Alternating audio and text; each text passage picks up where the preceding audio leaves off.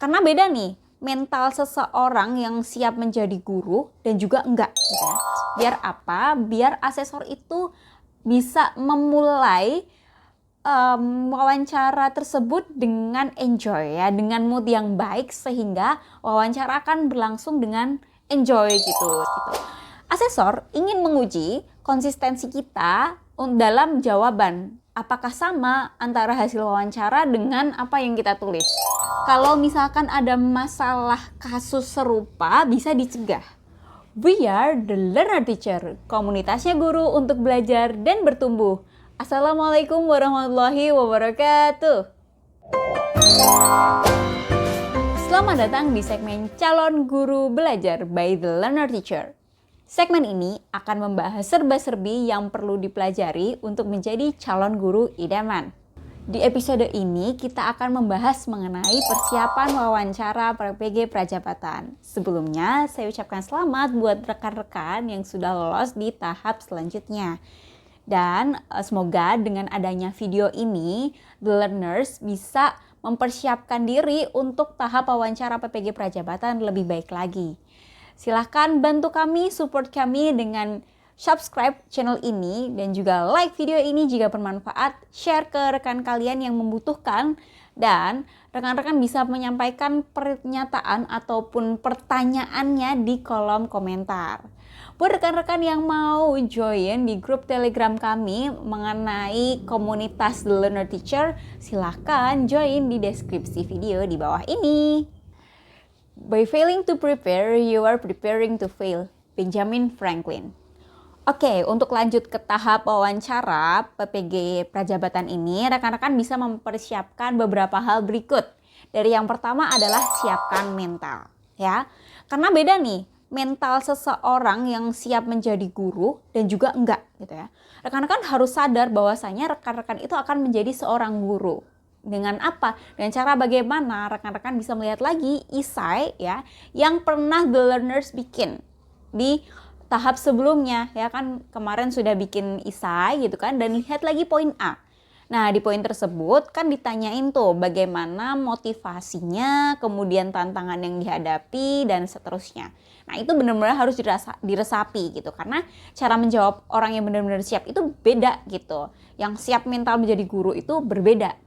Nah, makanya dari sini kalau rekan-rekan sudah meresapi dan benar-benar paham gitu kan, nah ini akan mempengaruhi bagaimana nanti pelaksanaan PPG rekan-rekan dan juga bagaimana penerimaan dari asesor yang mewawancari rekan-rekan gitu. Nanti akan tanggung jawabnya, kemudian pengerjaannya, prosesnya, dan hasilnya pun juga akan berbeda. Jadi coba luruskan niat lagi, siapkan mental menjadi seorang guru. Berikan first impression yang baik kepada asesor ya.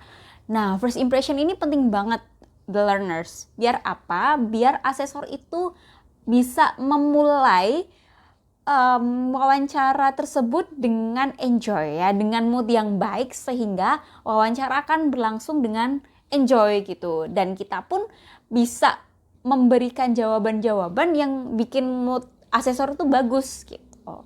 Nah, dengan adanya hal ini, maka akan memperbesar peluang kita. Peluang kita untuk apa? Untuk lolos menjadi mahasiswa PPG Prajabatan. Nah, untuk memberikan first impression ini, ingat di awal-awal ya, yang namanya first impression itu kan penilaian awal. Teman-teman harus memberikan salam, sapa ya, dan juga senyum. Kemudian dilanjutkan dengan perkenalan di awal kali ya. Senyum, salam, dan sapa, itu penting banget. Nah, nanti akan kami contohkan di poin selanjutnya. Yang poin nomor selanjutnya adalah perkenalkan dirimu dengan baik. Nah, ini nyambung ya di poin tentang first impression, yaitu dengan senyum, salam, sapa. Rekan-rekan bisa mengawali dengan senyum. Kemudian mengucapkan salam kepada asesor lalu menyapa dan dilanjutkan dengan perkenalan. Nah, untuk format perkenalan ini the learners bisa pakai format yang sama dengan yang kami contohkan, tapi kalau misalkan ada sendiri juga diperbolehkan. Nah, formatnya bagaimana? Formatnya yaitu diawali dengan nama lengkap, kemudian nama panggilan, Nah, lalu domisili asalnya, asal kampus dan prodinya, nah lalu kesibukan saat ini itu apa, dan bagaimana motivasi kita menjadi guru, seperti itu. Oke, berikut adalah contohnya. Selamat pagi Bapak Joko, Magister Pendidikan. Perkenalkan, nama saya Indra Mawar Malati, bisa dipanggil Mawar. Saya berasal dari Solo. Saya merupakan alumni dari program studi pendidikan guru sekolah dasar tahun 2020 di Universitas 11 Maret. Kesibukan saya saat ini adalah menjadi seorang guru IPA di SMP Nusantara Surakarta. Saya sangat senang menjadi seorang guru dan saya ingin menjadi guru yang profesional. Kenapa? Karena menjadi seorang guru itu banyak belajarnya. Bertemu dengan siswa dengan karakter dan latar belakang yang berbeda-beda. Nah, di sana saya bisa bertukar pikiran dan saya bisa banyak belajar hal-hal baru, baik yang berkaitan dengan IPA maupun dengan hal lainnya, seperti itu. Nah, dan ini akan menambah wawasan saya dan membuat saya semakin semangat apabila saya dapat berbagi dan saling mendapatkan pengalaman dan ilmu dari siswa-siswa, seperti itu. Dan untuk saat ini saya sedang memulai juga komunitas The Learner Teacher yang merupakan wadah bagi guru-guru untuk terus belajar. Begitu Bapak Joko, Magister Pendidikan, terima kasih. Poin yang selanjutnya adalah pahami isai yang kalian tulis dengan sangat baik, ya. Karena isai yang ditulis itu kan berdasarkan pengalaman masing-masing, ya. Otomatis jawaban dari masing-masing orang itu kan berbeda-beda gitu kan. Nah, dengan kita memahami betul-betul, meresapi apa isi dari isai yang kita tulis masing-masing poinnya, maka kita akan dapat menjawab pertanyaan dari asesor dengan baik. Kenapa? Karena kebanyakan pertanyaan dari asesor adalah seputar isai yang kita tulis gitu. Asesor ingin menguji konsistensi kita dalam jawaban. Apakah sama antara hasil wawancara dengan apa yang kita tulis? Nah, dari jawaban kita, cara menjawab, ekspresi, itu kan akan bisa kebaca ya konsistensinya ya. Apakah isai itu ditulis sendiri oleh kita atau ditulisin orang lain, gitu kan akan menghasilkan jawaban yang berbeda gitu. Dan jangan sampai the learners terlihat gugup. Karena gugup itu bisa bikin blank dan bisa bikin kita itu lupa gitu ya, lupa sama apa yang sudah kita tulis. Jangan sampai kita menghafal ya, diusahakan untuk tidak menghafal isai kita, tapi benar-benar pahami. Pakai kata kunci yang ada dari setiap poinnya, biar selaras antara ucapan kita dan yang kita tulis gitu. Nah, kalau misalkan nih dari poin-poin isai tersebut ada yang belum komplit, kita boleh menambahkan penjelasan untuk lebih detailnya, tapi jangan sampai mengubah makna ataupun inti dari isai yang kita tulis. Karena bisa jadi asesor ingin mengetahui lebih dalam mengenai poin-poin ya, tertentu di dalam pertanyaan-pertanyaan tertentu. Poin yang kelima yaitu jawab pertanyaan asesor dengan teknik STAR plus R ya. Biasanya kalau interview itu kan kita cukup STAR aja, tapi di sini perlu plus R. Kenapa? Oke, kita telah satu-satu. Ya, kalau kita jawab pertanyaan asesor gitu kan, terutama yang berkaitan dengan studi kasus atau mungkin masalah tertentu atau mungkin tentang kesulitan yang dihadapi dari pengalaman-pengalaman sebelumnya dan atau mungkin dari yang ada di kenyataan ini, kita bisa menggunakan teknik STAR plus R ya. STAR situation, task, action, kemudian result sama reflection ya. Ini poin penting dari masing-masing, yaitu dari situation. Nah, situation ini kita perlu tahu secara detail bagaimana kondisi ketika masalah atau kasus tersebut terjadi. Ya, jadi kita harus tahu situasinya. Nah, karena dari situasi itu kita akan bisa mengetahui tasnya, ya. Apa aja yang perlu dilakukan kalau ada situasi seperti ini, bagaimana cara memecahkan masalahnya. Ya. Jadi dari tas tersebut kita bisa langsung take action, ya. Cuman action ini bisa jadi berbeda dengan task. Kenapa? Karena situasi dan kondisi di lapangan itu terkadang berbeda dengan perencanaan gitu. Jadi kita perlu mempersiapkan kemungkinan-kemungkinan untuk mampu improvisasi atau melakukan sesuatu yang berkaitan. Kita lihat dulu di kondisi lapangannya bagaimana, maka actionnya bisa jadi berbeda dengan tasnya. Seperti itu. Nah, setelah dilaksanakan beberapa aksi gitu kan, karena aksi itu kan belum tentu cuma satu aja ya actionnya ya, bisa jadi beberapa action yang dilakukan untuk menyelesaikan masalah itu.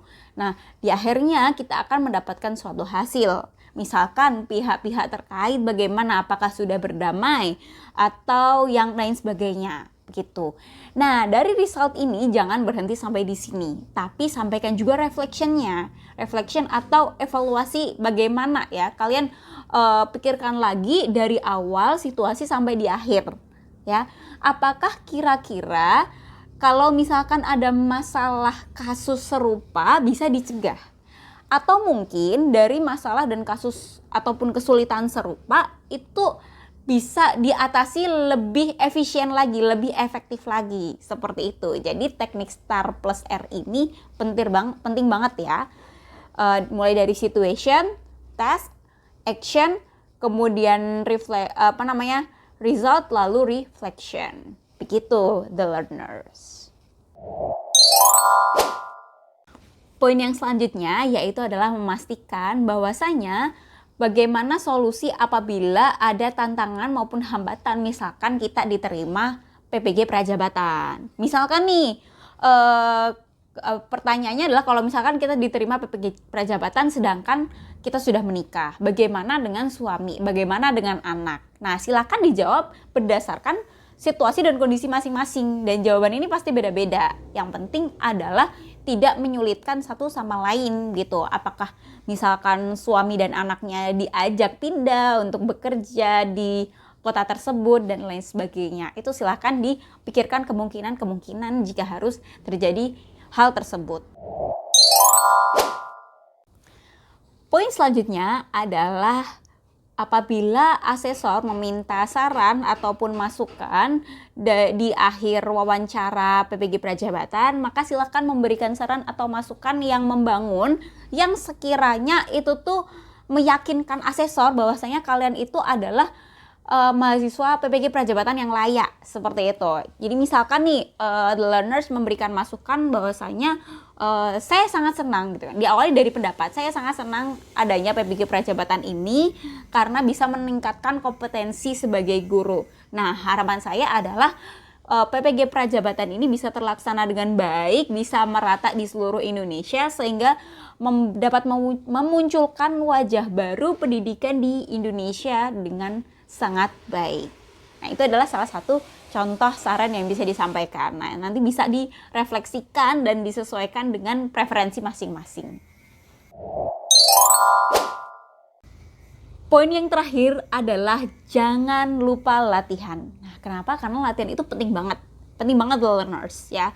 Dengan latihan, the learners itu bisa menandakan bahwasanya mempersiapkan untuk wawancara itu lebih baik lagi ya. The learners bisa minta tolong ke rekan-rekan yang sekiranya mampu untuk mewawancara ya, untuk menjadi permisalan asesor seperti itu ya. Bisa minta tolong mereka, dan juga kita bisa meminimalisir gugup gitu kan, dan bisa lebih fokus dalam mengingat jawaban kita karena kita sudah berlatih begitu. Jadi silahkan berlatih terlebih dahulu, dan dari latihan itu kita bisa kepikiran hal-hal lain gitu, sehingga mungkin dari isai kemarin ada yang belum disampaikan sehingga bisa ditambahkan di sana. Jadi bisa akan sangat melengkapi dari apa yang sudah the learners tulis sebelumnya. Nah, itu dia persiapan wawancara PPG Prajabatan yang bisa saya sampaikan. Buat the learners, silahkan praktekkan dan juga perhatikan lebih detail lagi poin-poin yang sudah kami sampaikan. Kalau misalkan ada pernyataan, opini ataupun pertanyaan, bisa ditulis di kolom komentar biar kita bisa berdiskusi. Kalau video ini bermanfaat, silahkan like dan juga share ke rekan the learners yang sedang mengikuti proses seleksi PPG Prajabatan ataupun ingin mengikuti seleksi PPG Prajabatan di gelombang selanjutnya. Dan juga tolong dibantu support subscribe-nya di sini ya. Sekali lagi kami ucapkan semangat dan juga selamat, semoga dilancarkan, semoga dimudahkan menuju guru yang lebih baik melalui program profesi guru ini. Oke? We are the Learner Teacher, komunitasnya guru untuk belajar dan bertumbuh. Wassalamualaikum warahmatullahi wabarakatuh. Bye-bye.